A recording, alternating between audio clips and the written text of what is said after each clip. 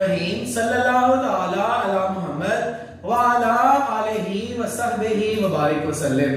Students Aftab बतारी आपसे मुखातिब हूँ। बहुत सारे स्टूडेंट की ये रिक्वेस्ट थी कि सप्लीमेंट्री 2022 जो कि मार्च के सेकंड या थर्ड वीक में जो है वो होने जा रहा है, उसके लिए sir important questions business tax के जो है वो आप काइंडली शेयर करें। तो जनाब बिजनेस टैक्स के इंपॉर्टेंट क्वेश्चन मैं आपसे शेयर किए देता हूं, लेकिन उससे पहले एक आध बात जो है वो आपसे करना बहुत जरूरी समझता हूं। आपको पता है आपके पेपर पैटर्न जो है वो किस तरह का है। पेपर पैटर्न में जनाब 20 नंबर की जो है वो डेफिनेशन कंफर्म आती है हमारी इनकम टैक्स की, 20 नंबर की डेफिनेशन कंफर्म हमारी आती है सेल टैक्स की, 20 नंबर की जो है वो एग्जम्पशन का पोर्शन आता है, वो भी डेफिनेशन टाइप होता है, डेफिनेशन की तरह का होता है। 4 जो है वो एग्जम्पशन आती है और हमने उसको जो है वो सॉल्व करना होता है। ये 3 क्वेश्चन पेपर में आते हैं। पहले 2 तो कंफर्म आते हैं, जो एग्जम्पशन है वो किसी एक आध साल में उसने मिस भी किए हुए हैं, लेकिन ज्यादा चांसेस यही है कि वो एग्जम्पशन को भी पूछता। तो देखिए 60 नंबर का तो आपका काम सीधा सीधा जो है वो डेफिनेशन टाइप क्वेश्चंस का है। उसके बाद जो है वो एक आपका न्यूमेरिकल है जो कंपलसरी आपने पेपर में अटेम्प्ट करना होता है, और वो है आपका इनकम टैक्स का। उसके बाद 4 ही हो गए, एक आपको मजीद क्वेश्चन करना है। उसके लिए चाहे तो आप चूज कर ले सेल टैक्स के न्यूमेरिकल को, और चाहे तो आप थ्योरी के किसी एक क्वेश्चन को चूज कर ले।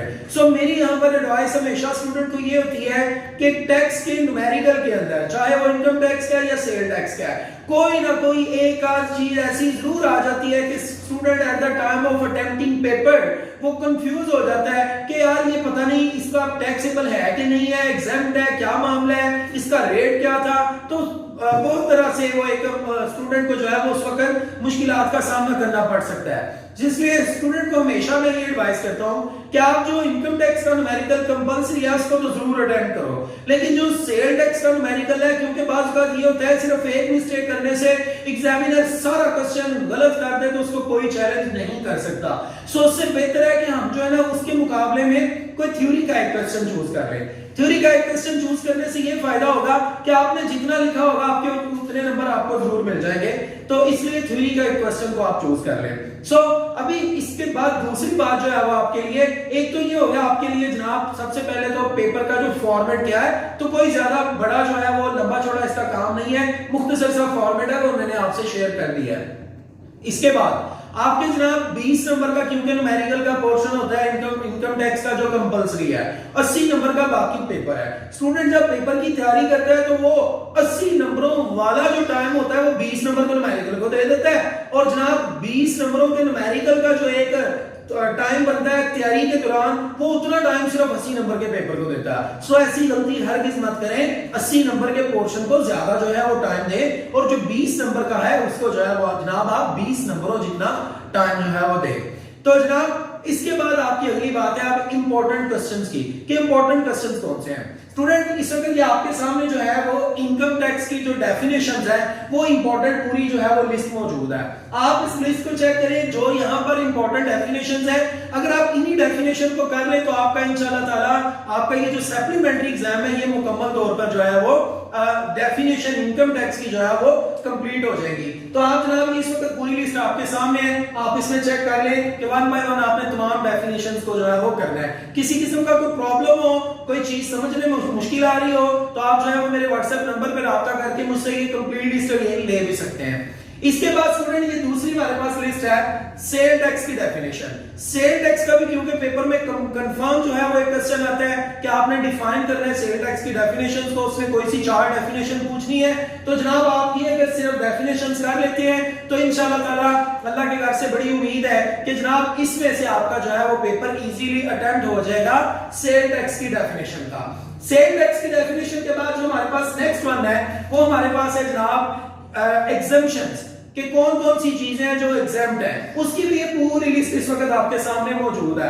आप अगर इस पूरी लिस्ट को एग्जम्पशंस को तैयार कर लेते हैं तो इंशाल्लाह ताला आपकी इन्हीं एग्जम्पशन का क्वेश्चन जो है वो कंफर्म नहीं है, लेकिन 90% चांस है कि वो ये क्वेश्चन पूछे।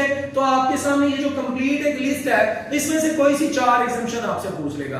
तो जनाब आपने इन एग्जम्पशंस को तैयार करना है, आपका जो है वो 3 क्वेश्चन अटेम्प्ट हो गए। इसके बाद आपके पास स्टूडेंट्स इंपॉर्टेंट क्वेश्चंस हैं। तो इंपॉर्टेंट क्वेश्चंस की अगर बात करें तो इंपॉर्टेंट क्वेश्चन में आपके पास जो है वो 3 इनकम टैक्स की अथॉरिटीज हैं। टैक्सेशन की 3 अथॉरिटीज हैं। एक है जनाब हमारे पास FBR federal board of revenue, एक हमारे पास है CIR commissioner of inland revenue, और एक एपलेट ट्राइब्यूनल है। अगर आप पास्ट पेपर्स को चेक करें तो उसने अगेन एंड अगेन इन तीनों अथॉरिटीज के इर्द गिर्द वो घूमा हुआ है। और अगर आप थोड़ा सा चेक करें अपने प्रीवियस पेपर्स को तो जनाब इस दफा प्रीवियस पेपर्स के पॉइंट ऑफ व्यू से जो मैं प्रेडिक्ट करता हूं वो CIR के ज्यादा चांस है, सो आप CIR को जरूर तैयार कीजिएगा। लेकिन FBR, CIR और एपलेट ट्राइब्यूनल इन तीन में से कोई एक क्वेश्चन जो है वो पेपर में पूछेगा। उसके पास हमारे पास 2 अपील्स हैं। एक अपील की जाती है कमिश्नर ऑफ इनलैंड रेवेन्यू को, एक की जाती है एपलेट ट्राइब्यूनल को। इन दोनों अपील्स को तैयार करें, होप्स हो कि इन दोनों में से कोई एक पूछ ले पेपर में। लेकिन ये क्योंकि लेंथी बहुत ज्यादा नहीं होती, ये दोनों भी पेपर में एक क्वेश्चन के अंदर पूछी जा सकती हैं। इसके अलावा legal provisions for governing of return of income tax, क्या आप इनकम टैक्स रिटर्न जो है वो जब सबमिट करवाते हैं तो उसका तरीका कार क्या है, उसके लिए कौन कौन सी चीजें हमें ज़हन में रखनी होती हैं। तो ये क्वेश्चन जो है वो बड़ा अहम है कि इनकम टैक्स की रिटर्न सबमिट करवाने का तरीका कार क्या है। इसके अलावा student set of and carry forward losses, ये एक इंपॉर्टेंट क्वेश्चन है, आप इसको भी जो है वो जरूर तैयार कीजिएगा। इसके अलावा हमारे पास section 15A income from property, उसकी जो तहत वो मिलती है, छूट मिलती है, कंसेशन मिलती है जनाब, वो 15A की जो एग्जम्पशन वाला क्वेश्चन है इनकम फ्रॉम प्रॉपर्टी वाला, जनाब उसको आप जरूर जो है वो तैयार करें, ये भी एक इंपॉर्टेंट क्वेश्चन है हमारा।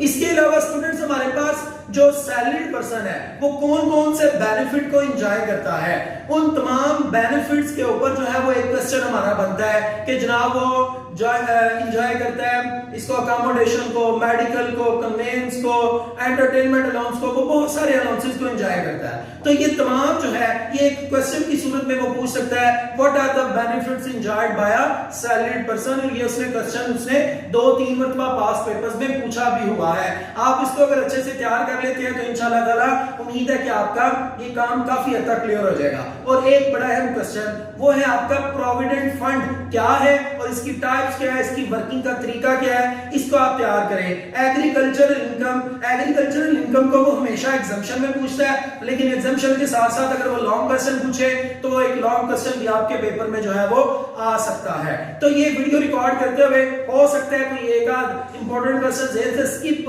हो गया हो, या अगर नहीं भी हुआ तो आपके सामने ये जो मैंने एक कंप्लीट फॉर्मेट सा रखा है आपके पेपर का, इसको अगर आप अच्छे से तैयार कर लें तो इंशाल्लाह ताला आप इजीली जो है वो इसको अपने पेपर को क्लियर कर लेंगे।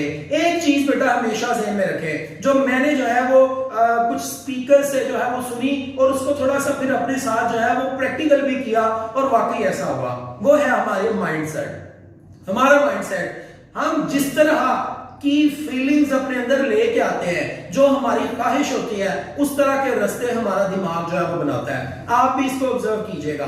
आप जब रात को सोए ना और सोने से पहले आप अपने आप को रेडी करके सोएं कि सुबह मैंने नमाज फजर के लिए उठना ही उठना, तो जनाब आपकी यकीनन आंख खुलेगी। ये आपके हुआ क्या आपने ना अपने दिमाग को बता दिया कि भाई सुबह मैंने उठना है, तो दिमाग अब रेडी है, वो आपको सुबह उठाएगा, वो ऐसे सबब जरूर पैदा कर देगा कि जिससे आपकी आंख जो है वो जरूर खुलेगी। और अगर आप रात को सोते हुए रिलैक्स हैं कि नहीं यार बस ठीक है सुबह मैंने रिलैक्स रहना है, तो बिलीव करें अगर आपके ज़हन में ये कहीं था कि चलो यार मैं नमाज भी पढ़ूंगा, लेकिन आपकी आंख नहीं खुलेगी। हुआ क्या, हुआ ये कि जो हमने इंस्ट्रक्शन दी अपने दिमाग को, दिमाग ने उस तरह से तमाम जो है वो सिनेरियो डेवलप कर दिया।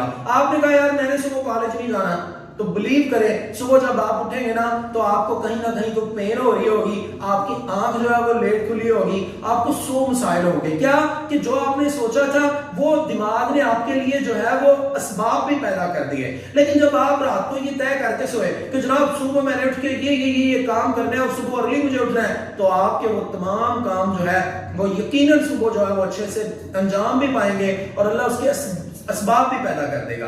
तो जब आप ये तय कर लेंगे ना कि यार ये जो काम है ये कोई ज्यादा काम नहीं है, रोजाना मैंने इतना करना है, तो यकीनन आपके लिए उस तरह से असबाब बनते चले जाएंगे। सो बी पॉजिटिव, वो कहते हैं change your thinking change your life. So सबसे पहले तो आपको चेंज करने की जरूरत है अपनी थिंकिंग को। Keep watching Aftab Attari official.